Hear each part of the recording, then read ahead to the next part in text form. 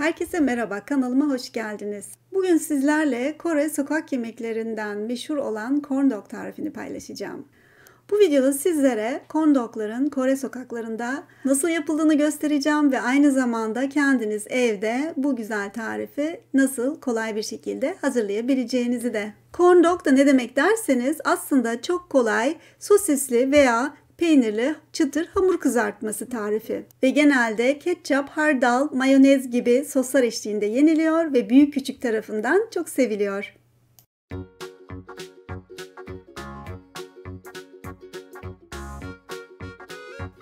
Bu tarifi evde yapmak için malzemelere bir göz atalım. Kaşar peyniri gerekiyor. Sosis, bunları yarıya böldüm. Ve böyle çubuklara ihtiyacımız var. Diğer tarafta malzemelerimiz süt, un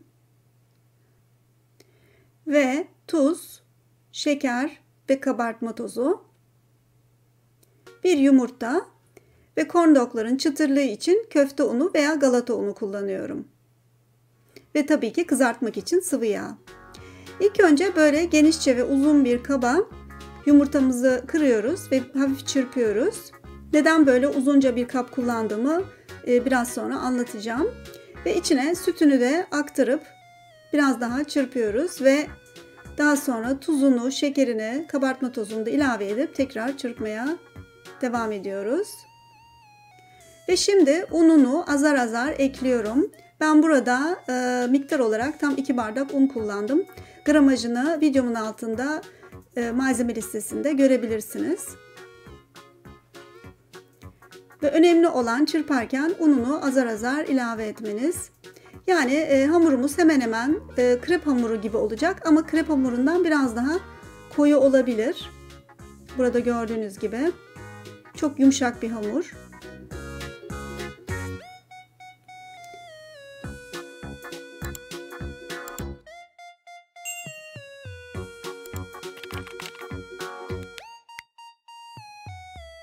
Ve şimdi gelelim sosislere. Çubukları önceden biraz kırdım tavama sığsın diye. Ve sosislerin yarısını ve o şekilde kesmiş olduğum kaşarları da böyle geçiriyorum çubuklardan. Çubukları önce ölçmeniz gerekiyor. Tavanızın boyunda mı değil mi diye. Eğer değilse biraz kırabilirsiniz. Ve her türlü sosis kullanabilirsiniz. Ben burada vejetaryen bir sosis türü kullanıyorum. Vejetaryen beslendiğim için ama sizler tavuk sosisi, dana sosisi her türlüsünü tercih edebilirsiniz. Şimdi size orijinal sokakta Kore'de nasıl yapıyorlar onu gösteriyorum ilk önce. Böyle sosisli peynirleri hamura böyle buluyorlar. Burada çok kolay gözüküyor. Aslında yapılması bu kadar da kolay değil. Tabii ki burada bir usta çalışıyor. Devamlı yaptığı için alışmış eli. Ve o kadar da kolay olmadığını şimdi size göstereceğim ama yapılabilir. Şekli güzel olması için böyle spatula ile şekil veriyorlar. Ve aynısını şimdi ben de deneyeceğim evde. Evet, spatula yardımıyla böyle tabii ki içine giriyorum ama çok fazla hamur olmadığı için o kadar çok içine batıramıyorum. Ama böyle çok yapışkan bir hamur olduğu için sosisle ve peynire yapışıyor. Spatula yardımıyla şimdi şekil verdim biraz. Ve şimdi Kore'de nasıl yapıyorlar? Böyle köfte ununa veya galata ununa batırıp kızgın tavaya atıyorlar. Ve ben de şimdi galata unuma veya köfte unuma batırıyorum. Aynı Kore'de yapıldığı gibi. Ve şimdi tavamda aynı zamanda yağımı da ısıttım.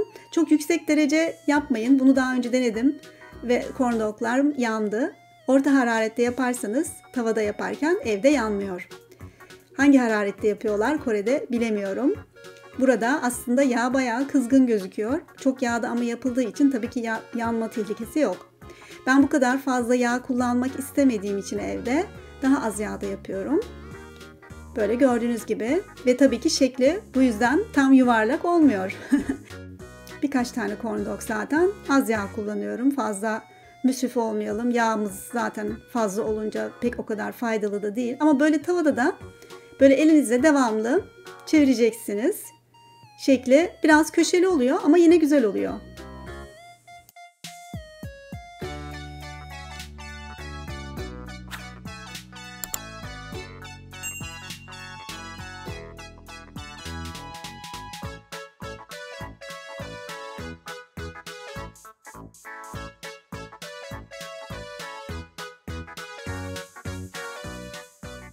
Evet, şimdi böyle bunu da kızarttım. Çok güzel kızardılar aslında. Bayağı çıtırda gözüküyorlar. Ve böyle alıp hemen süzgece atıyorum. Aynı Kore'de de böyle yapıyorlar zaten. Ve size tekrar göstereyim. Biraz daha yapa yapa alıştım. Yaptıkça daha güzel oluyor aslında. Evet, biraz şekil veriyorum. Ve köfte ununu da batırıyorum. Ve kızartıyorum. Bu arada sık sık çevirmenizde fayda var. Çünkü hemen kızarıyor. Yani 9 derece ocağım. Ben bunların kızartmasını 5 ve 6 derecede yapıyorum. Aslında orta hararette olmasına rağmen çabuk kızarıyorlar. 2 adetten fazla aynı zamanda tavada yapamıyorum. Çünkü çok çabuk kızardığı için diğerini yaparken diğeri çoktan kızarmış oluyor. Ve en fazla 2 adet tavada yapmanızda fayda var bence.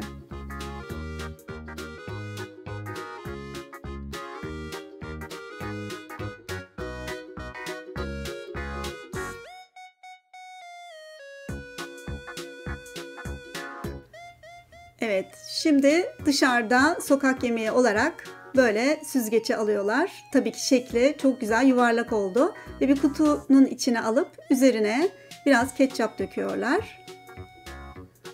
Ve isteğe göre artık mayonez veya hardal, kim ne isterse ona göre bence. Böyle mayonez, ketçap, hardal karışımı da yapıyorlar. Ama genelde ben ketçap ve hardalla tercih ediyorum. Mayonez fazla geliyor aslında. Ama herkes ağız tadına göre yapabilir. Eşim mesela sadece hardalla sevdi. Ağız tadınıza göre deneyebilirsiniz. Bu da evde yapmış olduğum daha ince. Tabii ki biraz köşeli tavada kızarttığım için.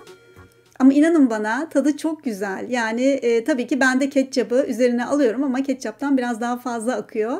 Bir de hardal. Bizler böyle yiyoruz. Yani ben özellikle böyle tercih ediyorum. Küçük çocuklar genelde ketçaplı seviyorlar. İşte kutudan çıkınca Kore'de böyle aynen gözüküyor. Ve içinde sosis veya peynir olabiliyor. Ve evdeki de benim evde yaptığımda bu. İçinde ilk önce ısırdığım zaman peynir gözüküyor. Ve daha sonra da sosis. Bu corn dogları yapmak çok eğlenceliydi. İlk önce ama hamurun kıvamını ve tam olarak tarifini keşfetmek birkaç deneme ile sürdü. Ve şimdi tam hamur kıvamını buldum. Ve gerçekten tadı da muhteşem oldu. Yani çok güzel bir tarif. Ve özellikle kızım şimdi biraz sonra okuldan gelecek ve ona sürpriz yaptım. Kendisi tam bir Kore hayranı. Bu corn dogları yapma fikri küçük yeğenim Simay'dan geldi. O da tam bir Kore aşığı. Ve Simay'cığım umarım sana da annem ve baban yapar. Şimdi tarifini çünkü halan buldu. Ve çok güzel oluyor. Umarım siz de muhakkak denersiniz. Ama sadece çocuklar veya gençler için değil. Büyükler de çok seviyor. Eşim özellikle çok sevdi ve neden ona bir tane bıraktık diye bizimle kavga etti. Yani ailenize, arkadaşlarınıza veya kendinize değişik bir şey yapmak istiyorsanız çok güzel bir tarif bence. Evet, umarım siz de bir denersiniz ve tarifimi beğenirseniz, bana da bir like verirseniz çok sevinirim. Ve yeni videolarımı görmek için abone olmayı sakın unutmayın. Ve bir dahaki videomda görüşmek üzere, hoşça kalın.